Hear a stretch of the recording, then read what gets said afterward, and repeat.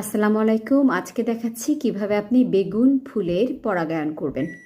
এই যে দেখুন, আমি একটা ছোট্ট তুলি নিয়েছি।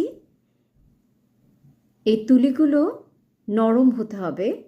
দেখুন, এই যে ছোট্ট তুলি, চারপাশে যে হলুদ অংশটা দেখছেন ওগুলো হচ্ছে ছেলে পরাগরেণু, আর ঠিক মাঝে রয়েছে, একদম মাঝে, সেখানে আছে মেয়ে পরাগরেণু।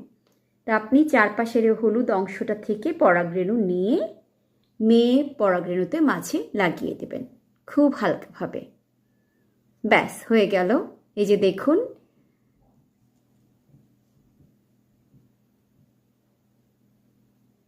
এই যে আমার বেগুন ধরে গেছে, বেশ কিছু বেগুন ধরে গেছে অলরেডি। আর হ্যাঁ, বেগুনে সবসময় কলার পানি দেওয়ার চেষ্টা করবেন, কলার খোসা পচিয়ে সে পানি দেবেন। Happy gardening.